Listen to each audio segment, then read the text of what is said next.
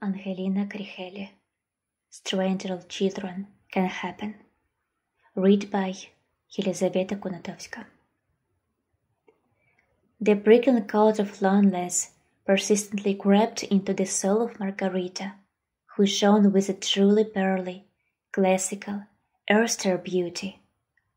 The woman sat on a bench, with her back strained to the point of pain, staring at a boy of about 7, and a girl a little younger than her brother, frolicking on the playground.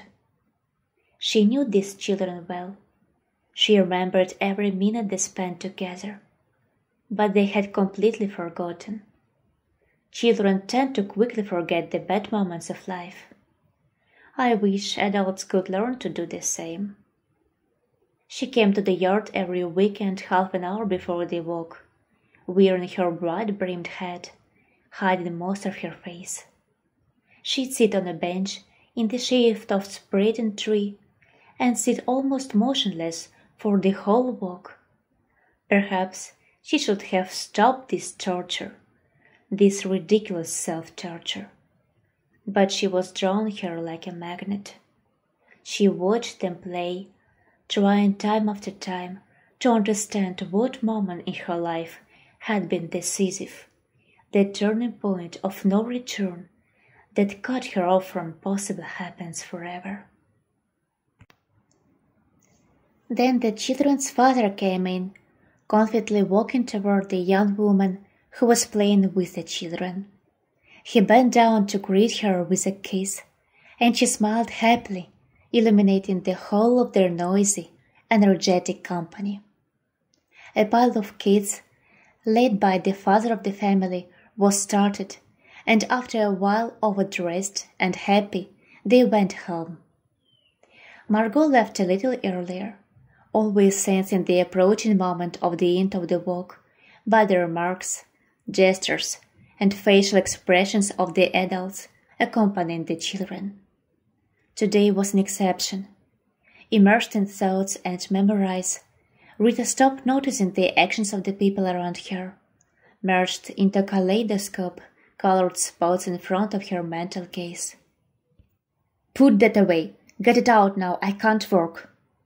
shouted her husband, grabbing his rapidly thinning hair and raising against the sound of children crying from the next room. "Where I am going to put this?" Margot was indignant, putting her hands to her child's sides. Her figure stood sculpted in the doorway of her husband's study. "I don't care what you do," screamed the man. "I have an important meeting with the minister tomorrow, and I can't finish the damn report, and it's all because—" "What?" the wife calmly objected, interrupted him. "By the way, it was your idea," she snorted dismissively, wrinkling her childlike nose at the sharp sound. "She probably wants something," she suggested without much enthusiasm. "Well, then go and give it to her," commanded Nikita, finally losing patience and pointing his finger at the door. Margarita hummed. "I married you, not all your crazy ideas." "You married me for my parliamentary mandate," he stammered, realizing from her slightly raised eyebrow that he'd said too much. Even if it wasn't a secret fact, but to say it so directly, it was uncomfortable.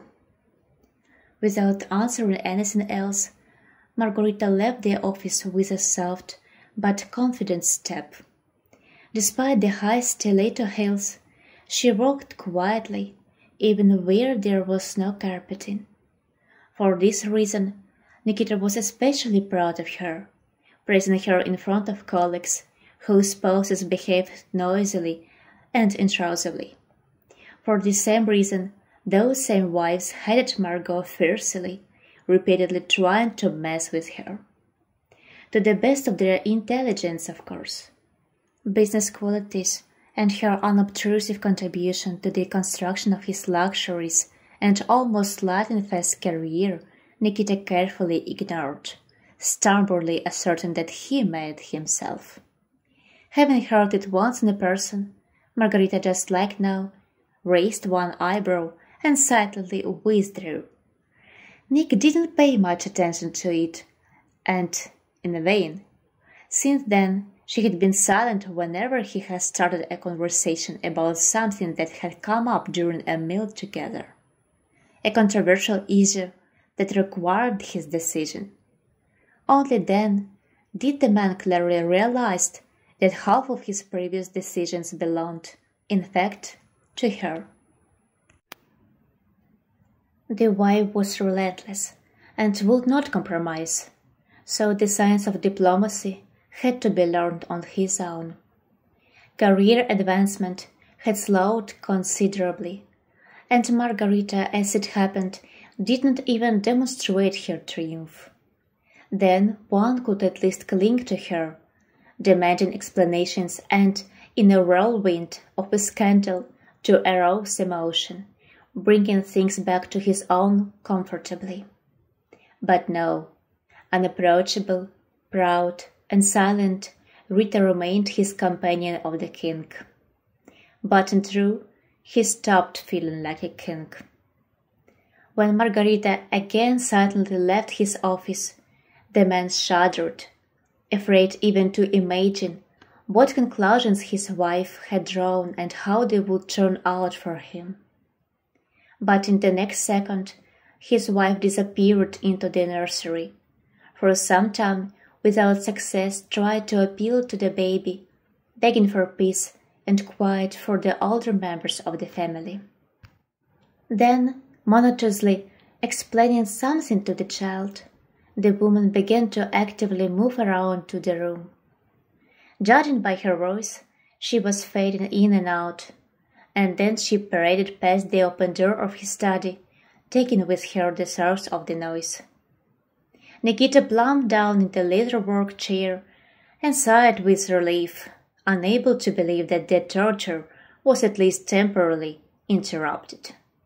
Why the hell had he listened to his counselor and part-time mistress, who whispered that a child was necessary if he wanted to run this election? And how wonderful that he has such a wise, convenient one. What's the big deal? The perfect wife. Margarita, meanwhile, came down the stairs, put the baby in the cradle of the most expensive stroller she could find, and looked at that one with displeasure. She frankly understood what to do with the racing and screaming lump in a heap of diapers, body sweets, and other tinsel. Even less understood how women could want to devote so much time to such a life-changing event. But she put up with her husband's decision, hoping it would allow him to settle down, especially on the eve of the election, at least for the sake of a pretty picture. Well, it did not work, but it was a bigger headache over more headaches. Margarita looked at the child with a double sympathy for both the baby and herself, made a few calls looking for nannies with recommendations from her friends. There were no real friends, in her circle to believe, much less trust anyone cannot. But she was supposed to have one or two maids of honor who would kiss the air at her cheeks when she met and said goodbye, to envy her, to admire her loudly in public, and plot behind her back. Doubtfully she wrote down the number given to her and immediately called it. The girl, recommended as Anushka, answered in the charming voice of a man who obviously did not a man with no self-esteem. Rita perfectly learned from her years that such people can be seen from afar, and not by one, but by many signs, including speech and voice. Such humans are comfortable and kind, and this is exactly what she needs. They agreed to meet in half an hour in the park. Anushka arrived even earlier, giving the never-late Margarita a chance to see her from afar. Fortunately, and to the woman's great surprise, the baby in the stroller fell asleep from the rhythmical rocking had put the baby to sleep. For a moment she even thought that it was rather cute to walk like that with a stroller. But as soon as the baby made a lisping sound in her sleep, that thought was ruthlessly dismissed. "Are you Anushka?"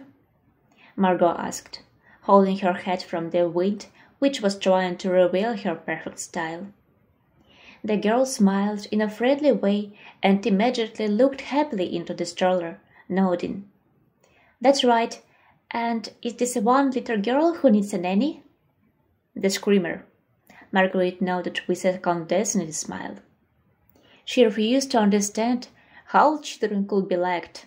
She sympathized sincerely for her parents, thinking of her own childhood, so they did not share her feelings. Now she looked at Anna and, of course, did not believe in the sincerity of her admiration. So she knew that crazy women who gave away their powers to their children existed. "I'll hire you, but you have to realize that my husband is a rather famous and powerful man. He works very hard, and the house must be quiet, and in public a decent image must be maintained." Anya frowned, taking her eyes off her strange employee. She wanted to refuse, but looked at the defenseless baby in the stroller and took a chance, agreed. The husband gave both women a dumbfounded look. He watched the unknown woman clocking over the girl, and the girl, surprisingly, was finally silent. Margarita stood nearby and looked completely satisfied with herself and the solution found. Nikita, moreover, was unspeakably pleased. From the moment receptions, meetings, and dinners, which required the presence of the all family members, turned into a solid holiday accompanied by a nanny. He was ready to pay the girl crazy money for peace and quiet in his house. Margarita smiled quietly, marching next to the royal posture and poised periodically taking the child in his arms and successfully portraying a happy mommy. But it lasted exactly until that moment when Nikita's jealous mistress found out about it. And Anushka, in addition, seriously went sick. That's when the house again reigned chaos. The cry of child, deprived of attention, interspersed with outraged cries of Nikita and quietly dissatisfied Margot's "hush, hush." The girl was completely unaffected by his high eyebrow raised in indignation. She demanded his attention every minute, smelled bad, and for some reason she was roaring and whimpering in non-stop. "What do you mean, give it back?" The head doctor of the baby home-rounded her eyes in bewilderment, looking at the baby in the luxurious cradle. She remembered this family and this little girl very well. Moreover, she had followed this story on the news whenever possible. Everything looked rank and happy.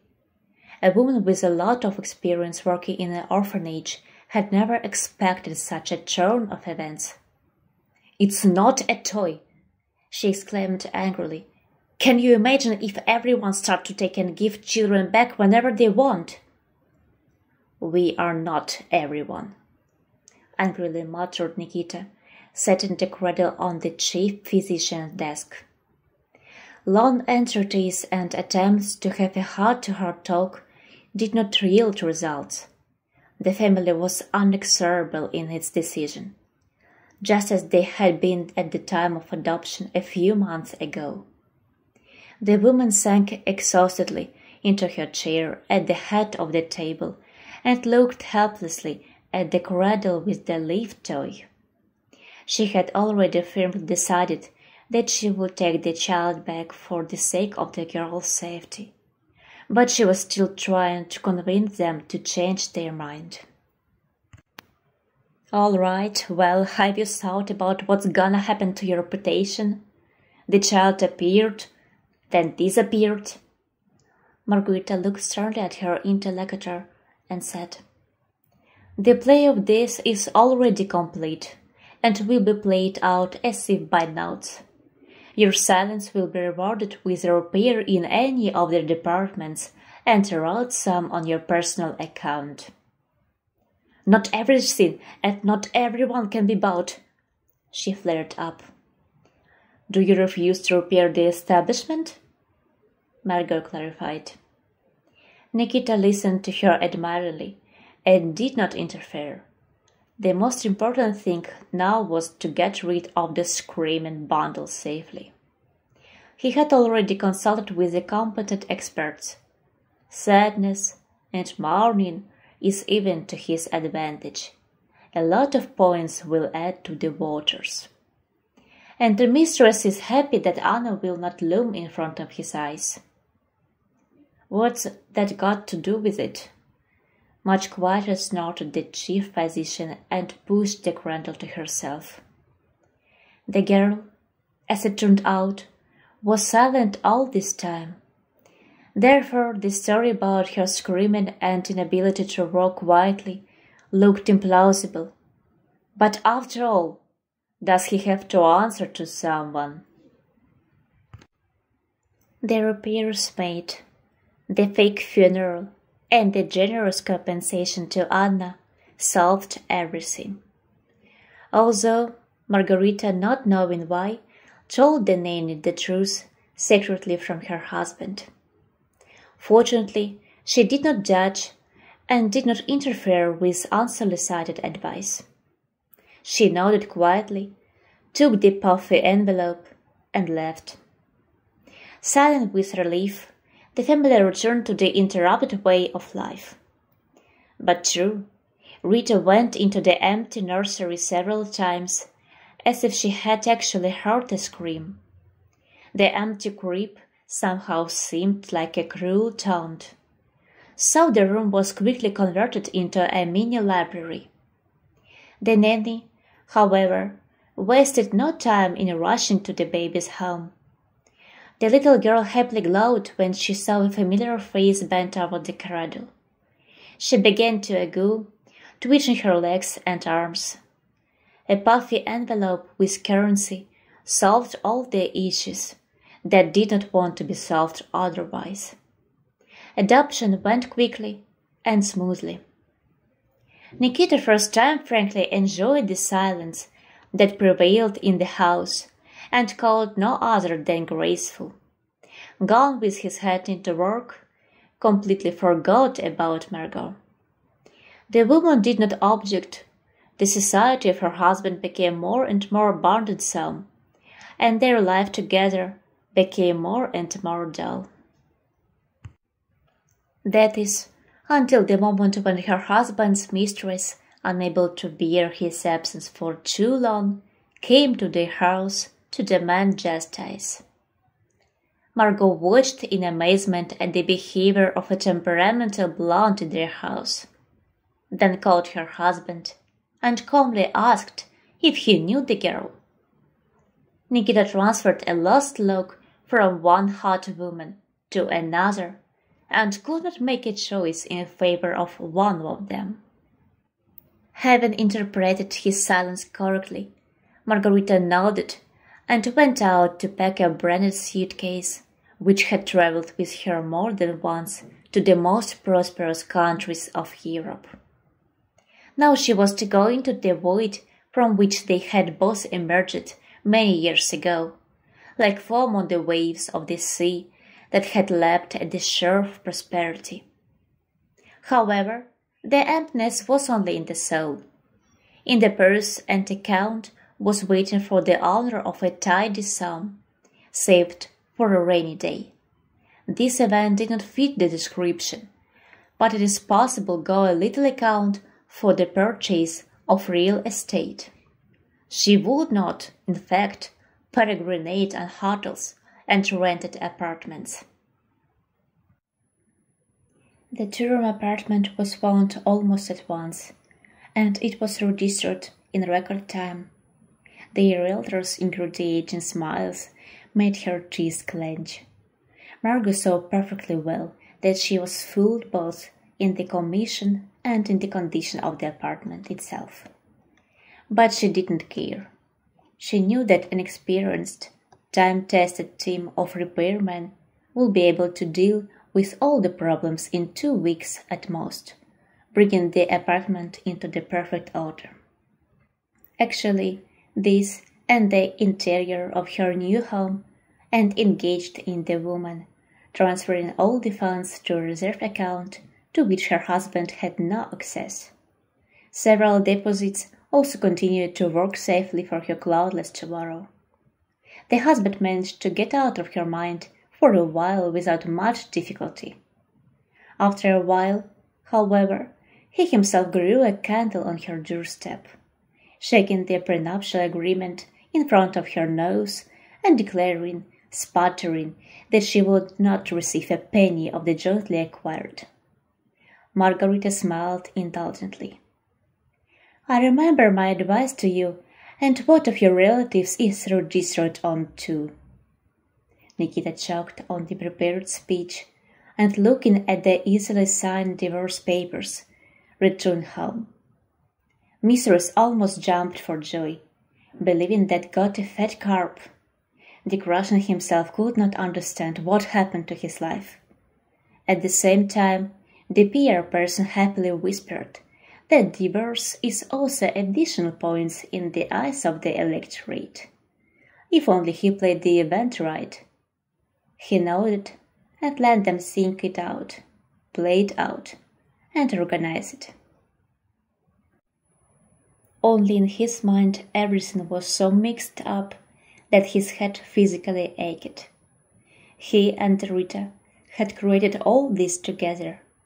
If she'd had a scandal, it wouldn't have been so frustrating.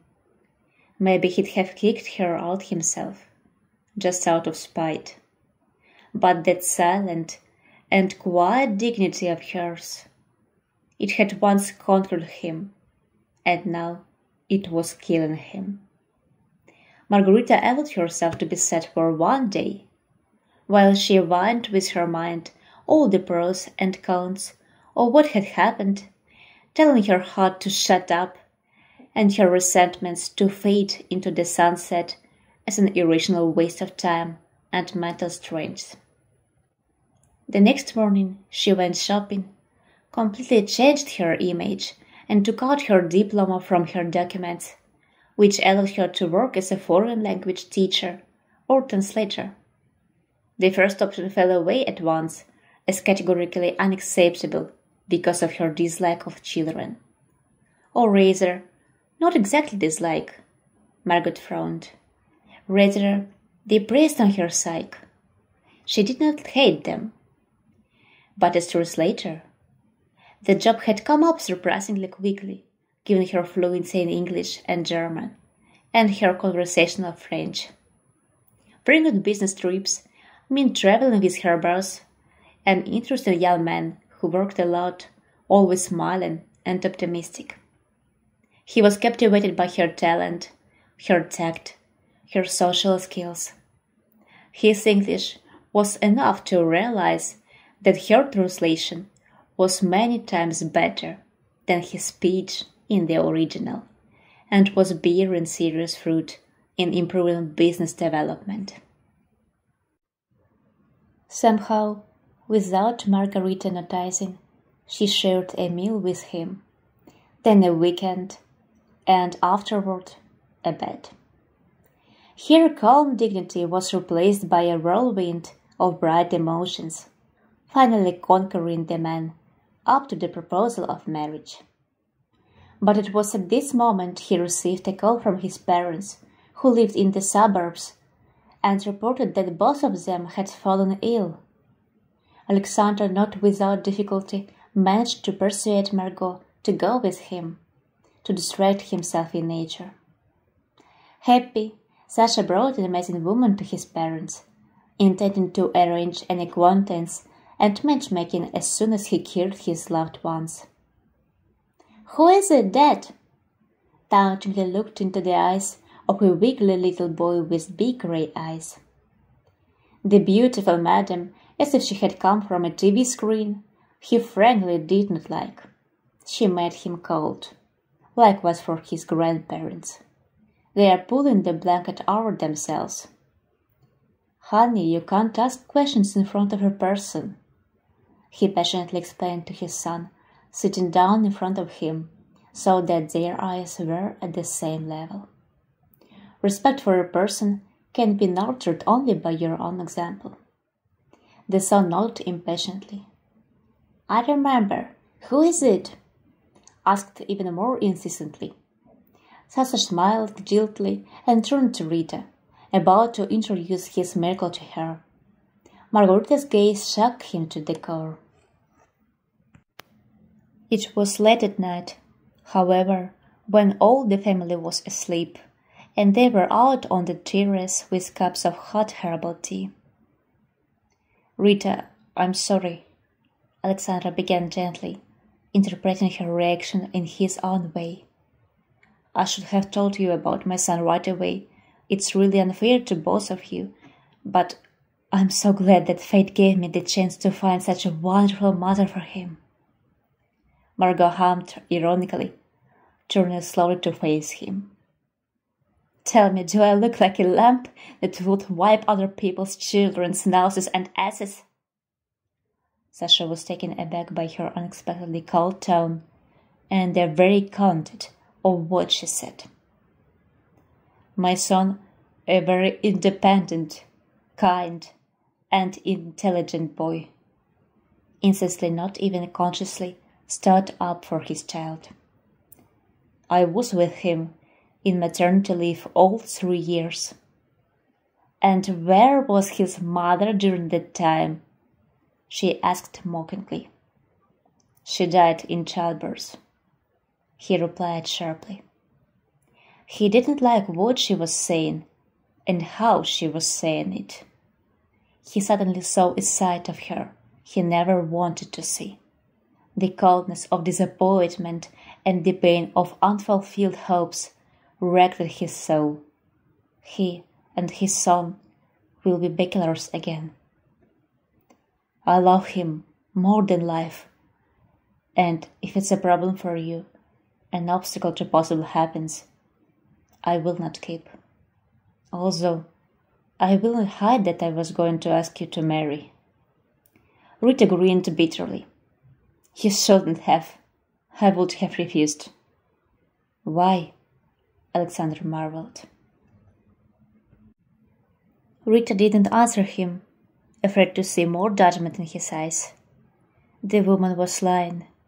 If he'd asked her to marry him before she met the child, she would have said yes, because she'd let him into her heart.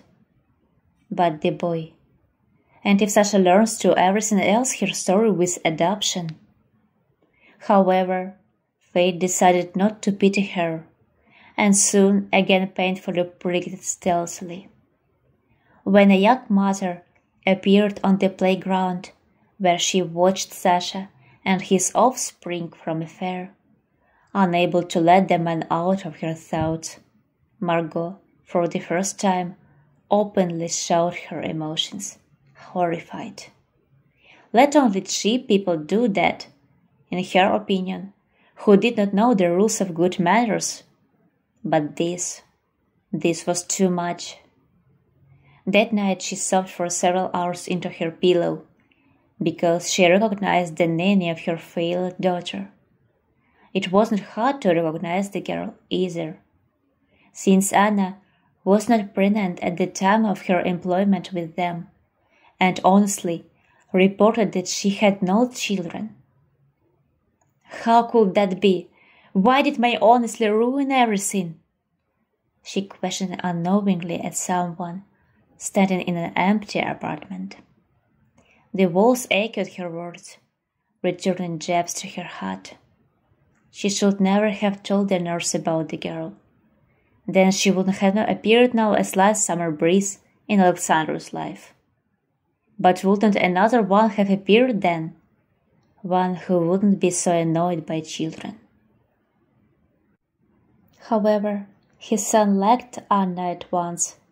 He ran, chirped joyfully, as if to an old acquaintance, and she bent down and listened attentively, as if the child could give out something good.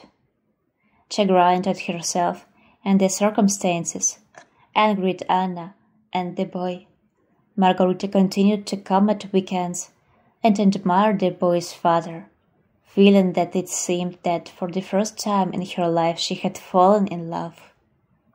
But thinking about today, going over all the events in her head again, she did not even notice how Sasha came close to her when the playground was already empty.